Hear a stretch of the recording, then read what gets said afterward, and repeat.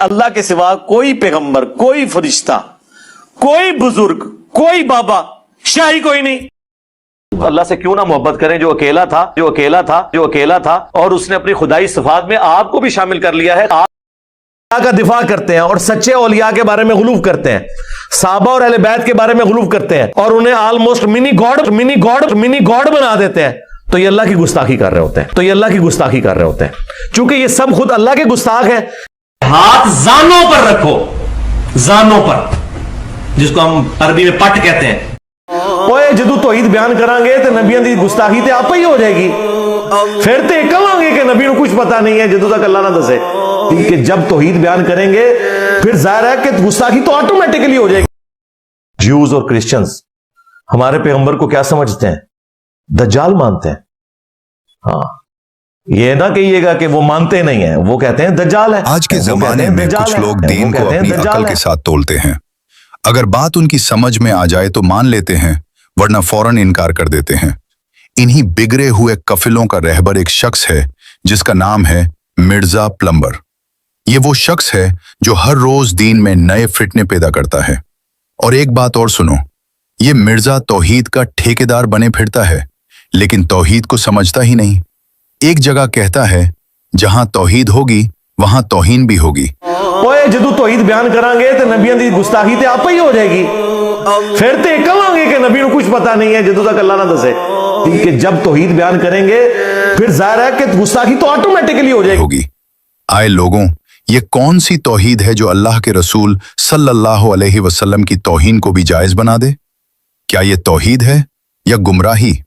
پھر اہل سنت پر الزام لگاتا ہے کہ یہ لوگ اپنے اولیاء کا دفاع کرتے ہیں، ان کو چھوٹا خدا مانتے ہیں۔ جب یہ لوگ پیغمبروں کے بارے میں غلو کرتے ہیں، جھوٹے اولیاء کا دفاع کرتے ہیں اور سچے اولیاء کے بارے میں غلو کرتے ہیں، صحابہ اور اہل بیت کے بارے میں غلو کرتے ہیں اور انہیں آلموسٹ منی گاڈ بنا دیتے ہیں، تو یہ اللہ کی گستاخی کر رہے ہوتے ہیں چونکہ یہ سب خود اللہ کے گستاخ ہیں۔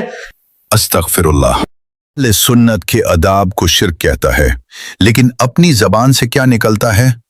ایک کلپ میں خود کہتا ہے، پہلے تو کہتا تھا کہ کسی کو منی خدا کہنا شرک اور اللہ کی گستاخی ہے، اور پھر خود ہی کہہ رہا ہے کہ جنت میں تم منی خدا بنو گے۔ ایک خدا جو ساری قدرتوں کا مالک ہے اور وہ اکیلا اور یکتا ہے، وہ آپ کو یہ آفر دیتا ہے کہ صرف یہ 60 سال کی زندگی مجھے دے دو تو میں بھی ایک منی خدا بنا دوں گا۔ اللہ سے کیوں نہ محبت کریں جو اکیلا تھا اور اس نے اپنی خدائی صفات میں آپ کو بھی شامل کر لیا ہے۔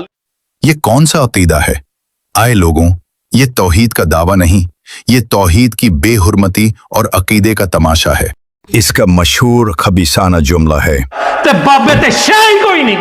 جب اس سے کہا گیا کہ آج تم یہ کہتے ہو اور کل کو تم یہ بھی کہہ سکتے ہو کہ نبی اور پیغمبر بھی کوئی چیز نہیں، تو جواب میں کہتا ہے، اور جھوٹ بولتے ہو اپنی طرف سے یہ بات کر کے کہ جی انجینئر صاحب کل کو پھر آپ یہ بھی کہیں گے کہ اللہ کے جیسا ہے ہی کوئی نہیں، تو نبی تے شاہی کوئی نہیں، اور جھوٹو تم پہ اللہ کی لعنت ہو۔ ان چند ہی دنوں میں اس نے وہی بات منہ سے نکال دی جو اس نے انکار کی تھی، ہے کہ اللہ کے سوا کوئی پیغمبر، کوئی فرشتہ، کوئی بزرگ، کوئی بابا، شاہی کوئی نہیں۔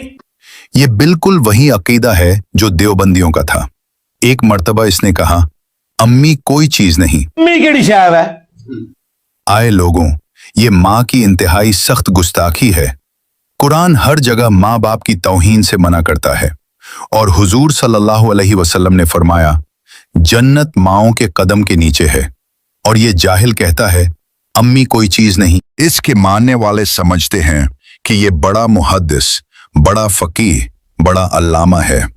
حقیقت یہ ہے کہ یہ جاہل مطلق ہے۔ ایک مرتبہ بیان کرتے ہوئے کہتا ہے، عربی میں ران کو پٹ کہتے ہیں۔ ہاتھ زانوں پر رکھو، زانوں پر، جس کو ہم عربی میں پٹ کہتے ہیں۔ آئے لوگوں، پوری عربی زبان میں نہ پ کا کوئی حرف ہے نہ ٹ کا، نہ کہیں قرآن میں ملتا ہے نہ عربی لغتوں میں۔ یہ جہالت کی انتہا ہے، اور اتنا بڑا جال ہے، پھر بھی اس کے اندھا مقلد فالوور اسے مجدد کا رتبہ دیتے پھرتے ہیں۔ اب مجدد ماننا چاہیے ان لوگوں کو۔ اس بارے میں جو ہمیں کمنٹس کر کے ضرور بتائیے گا کہ دور حاضر کے مجدد انجینئر محمد علی مرزا ہیں یا نہیں۔ और अजीब बात यह कि ये खुद भी दिल में मुजद्दिद बनने का ख्वाब रखता है। उसने 1000 साल के बापों की गलती निकाल दी। यानी वो जो कहता है कि नबी के जैसा है ही कोई नहीं, बाबे थे शे ही कोई नहीं, वो बोला उनका वो मुजद्दिद 1000 साल था मुजद्दिद को, अगर मुजद्दिद लफसानी नु क्या होया जे, ठीक है। ऐसी जहालत और फिर ऐसा दावा, ये फितना नहीं तो क्या है? किताबों से उसका कोई ताल्लुक नहीं, इल्म से उसका कोई रिश्ता नहीं। वही काम करता है जो वहाबी देवबंदी करते थे। आहिस्ता आहिस्ता चुपके चुपके नबी सल्लल्लाहु अलैहि वसल्लम की गुस्ताखी की राह खोलना। एक जगह कहा, ईसाई रसूलुल्लाह सल्लल्लाहु अलैहि वसल्लम को दज्जाल कहते हैं। ज्यूज और क्रिश्चियंस हमारे पैगंबर को क्या समझते हैं? दज्जाल मानते हैं। हाँ, ये ना कहिएगा कि वो मानते नहीं है, वो कहते हैं दज्जाल है, वो कहते हैं दज्जाल है, वो कहते हैं दज्जाल है। माज़ अल्लाह। लेकिन जब ईसाइयों से पूछा गया तो उन्होंने बिल्कुल इनकार कर दिया कि हम रसूलुल्लाह सल्लल्लाहु अलैहि वसल्लम को दज्जाल नहीं कहते। ये सब उसका अपना घड़ा हुआ झूठ था। इसी तरह एक जगह मौला कायनात हजरत अली रजी अल्लाह ताला अन्हु की तरफ मंसूब किया कि आपने फरमाया, मैं मरकर मिट्टी हो जाऊंगा। हजरत अली अपने बेटे को कहते हैं कि तुम उसकी औलाद हो जिसने अनकरीब मर के मट्टी हो जाना है, तुम उसकी औलाद हो जिसने अनकरीब मर के मट्टी हो जाना है, तुम उसकी औलाद हो जिसने अनकरीब मर के मट्टी हो जाना है। हालांकि जब असली किताब देखी गई तो उसमें ऐसी कोई बात न थी। अक्ल का तकाजा भी उसके बरक्स है। हजरत अली रजी अल्लाह अन्हु जानते थे कि मुझे शहादत नसीब होगी। कुरान कहता है, शहद कभी मुर्दा नहीं होता।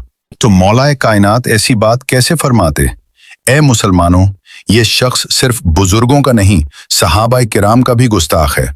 जब कोई शख्स कुरान और हदीस की गलत तफसीर करे, सहाबा और औलिया की तौहीन करे, दीन को अपनी मर्जी से मोड़कर पेश करे और लोगों के अकीदे में फितना फैलाए, तो उससे दूर रहना फर्ज हो जाता है।